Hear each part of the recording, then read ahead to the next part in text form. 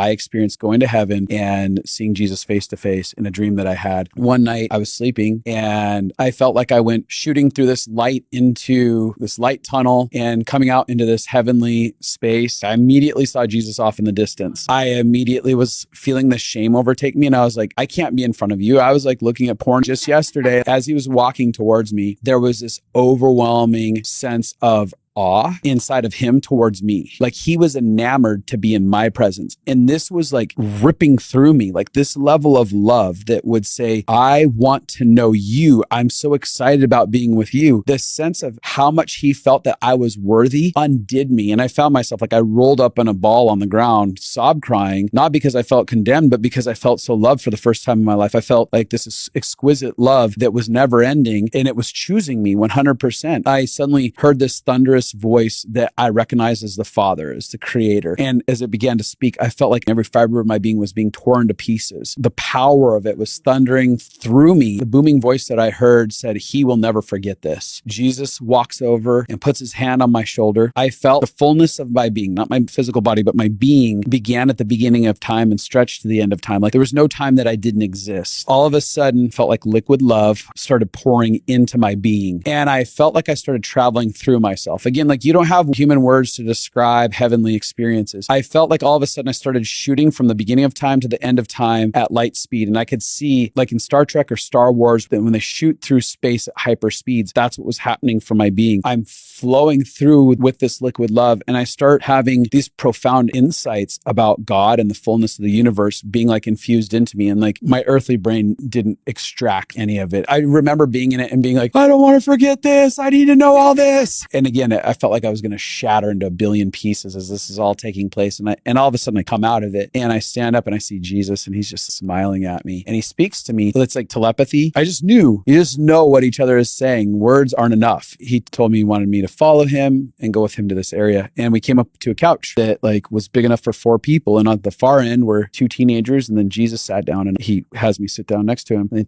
teenager on the far end, he's just having like a life meltdown. And he's just like, I don't know if I believe in God. I don't know if God's real. I don't know what I think. What do you think? And he's having this conversation with his friend and he has no conclusions. And his friend is like, man, I don't know if I believe in God either. I don't know what I believe to be true. I don't know what I feel. And he's working through his stuff. And then he looks at Jesus and he was like, what do you think? Do you think God is real? Do you believe in God? And then Jesus just looks at me with this big smile on his face and he communicates to me, I love this. I love being present with them. I don't feel the need to jump up and say, I am God. I'm Jesus. He was like, I don't need to do that. There was this full peace inside of his being with zero agenda to get them to understand who they were sitting with. He just wanted to be in the presence of their curiosity. There was this thing that happened inside of me as it's going on. And I'm having this understanding that love is agenda free and love is being present in the midst of someone's story as they're evolving in their journey and they're having their encounters with God, whether they're on this extreme end of religiousness that I completely disagree with their perspectives or they're landing where I'm at. It just doesn't matter where they're at in their journey. It's like,